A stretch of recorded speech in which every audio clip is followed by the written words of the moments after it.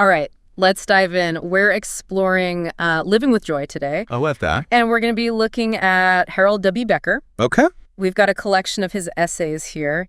Love, Lovable and Loving, Living Joyful Lives, Loving Every Moment, and Unconditional Joy. Wow. They're all from a text file called Living with Joy Essays. Interesting. So I think we're going to find some really fascinating insights into love, joy, and really the power we all have to shape our reality. You know, what's so interesting about Becker's work is that he doesn't approach joy as like a fleeting emotion. Right. He approaches it as our very essence, like who we are. Mm. It's almost as if he's urging us to remember something that we've forgotten along the way. I love that idea of remembering joy. Yeah. Like, it's not about chasing after it, but about rediscovering something that's already within us. Exactly. So let's start unpacking this. Okay. Let's begin with love, lovable, and loving. Right. And Becker says, flat out, love isn't something we acquire, it's our essence. I like that. It's not out there somewhere. Right. It's who we are at our core.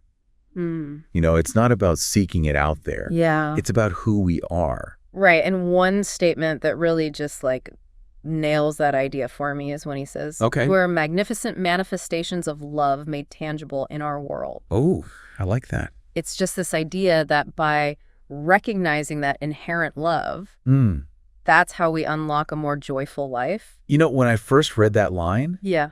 I just had this sense of, yes, Yeah. that's it. Yeah. Like a deep recognition of something I'd always known but maybe had forgotten. Absolutely. It's not about searching for love externally. Right. It's about tapping into the wellspring of love within ourselves. Exactly. And that actually transitions perfectly into his essay, Living Joyful Lives, Okay.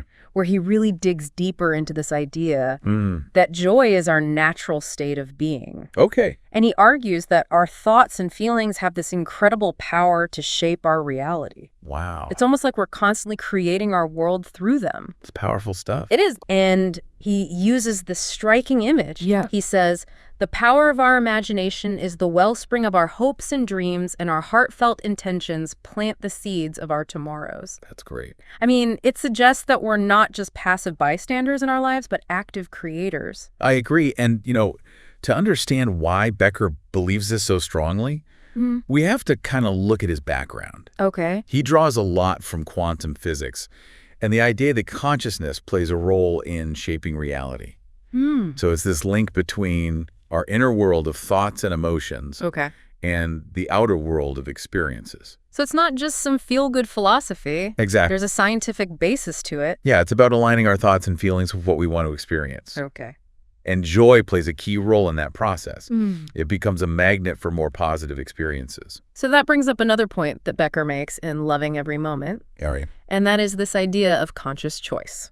He believes that we can shift from just reacting to life to actively appreciating it by understanding our creative power. I see. And this is where it gets really interesting for me. And, you know, he gives a great example to illustrate this. Oh, okay. He talks about how we can choose to view a rainy day as an inconvenience. Yeah. Or we can choose to see it as a chance to curl up with a good book, appreciate the sound of the rain, and maybe even feel a sense of gratitude for the life-giving water. Yeah, I love that. Same event, different perspective, totally different experience. So he's not saying we can control every event. No. But that we have a choice in how we perceive and respond. Precisely. Yeah. And that simple shift in perspective, as Becker puts it, can transform challenges into opportunities for growth. Okay. So we move from feeling like victims of circumstance to empowered creators of our own experience. You know, this is making me think about times in my own life where I've been stuck in that negative mindset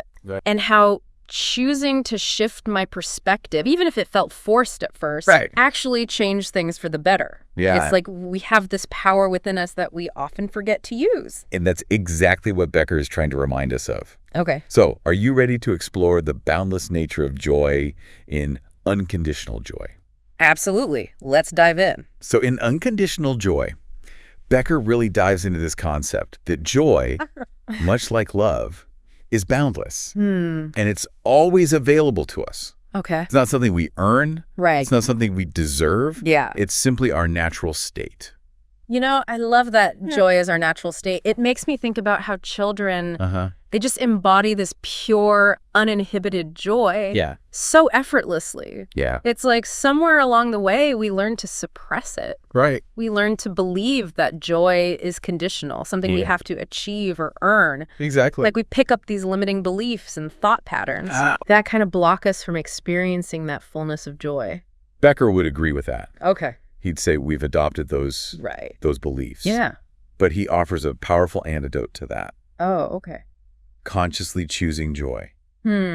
Consciously choosing joy. You know, in Unconditional Joy, he uses this beautiful analogy to describe humanity's potential for creating a more joyful world. Oh, I like this. He compares us to stardust. Wow. Capable of creating new worlds through loving intention. That's beautiful imagery. It really is. And it kind of speaks to this idea that we're not just these passive recipients of joy. Right. We are active agents of its creation. We are creating it. We are. And it connects back to that power of our thoughts and feelings to shape our reality. You know, that makes me think about one of Becker's lines that really stuck with me. Which one?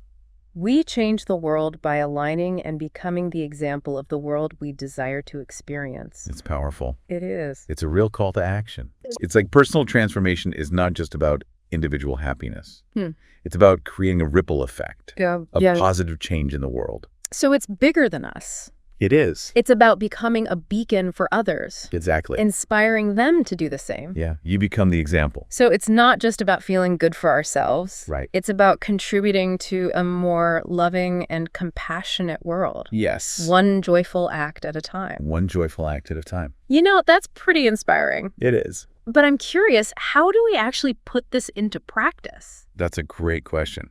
I mean, life can be really messy and challenging. It can be. How do we access this boundless joy when we're facing those difficult situations? Well, Becker gives us some practical guidance. Oh. He emphasizes the importance of mindfulness, becoming aware of our thoughts and feelings in the present moment. Yeah. He says, when we notice ourselves slipping into negativity or fear, we can make that conscious choice to shift our focus towards gratitude, love, or any emotion that aligns us with joy. So it's about catching ourselves in those moments and making a conscious choice to shift our perspective. Exactly. It's like flexing a muscle. The more you do it, the stronger it gets. I like that. Yeah.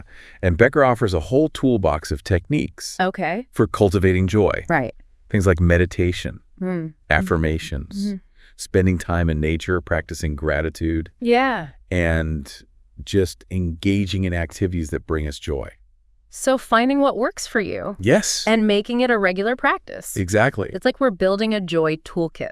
I love that. I love that idea. And speaking of tools, throughout these essays, Becker uses some really impactful phrases that capture the essence of his message. Right. And one that resonates really deeply with me is, when we align with our joy, all things are possible. Oh, that's a good one. You know, it's a reminder that when we're aligned with our true nature, which is love and joy, we open ourselves up to unlimited potential.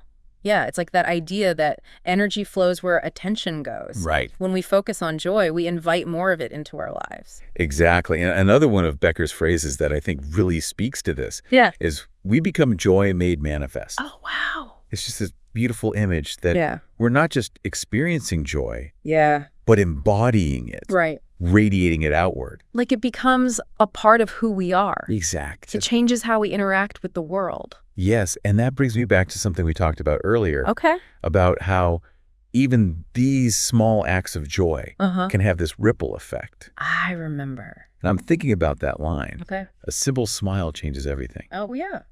It's so simple. It is. But so profound. It really highlights that power that we each have to make a difference. Exactly. It's a reminder that we don't have to wait for these grand gestures. Right. Or perfect circumstances. To choose joy. To choose joy. And to share it. It can be as simple as a compliment. Right. Expressing gratitude. Yeah. Or just taking a moment to appreciate the beauty around us. You know, it's like he's saying, start where you are with what you have.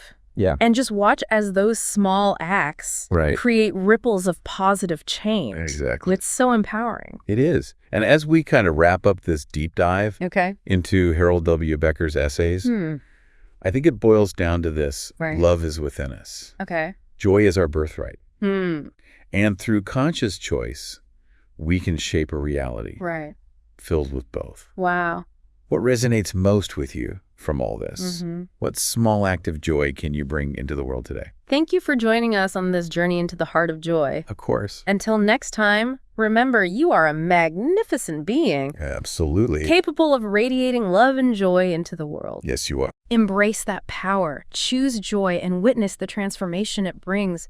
I agree. Not only to your life, but to the lives of those around you.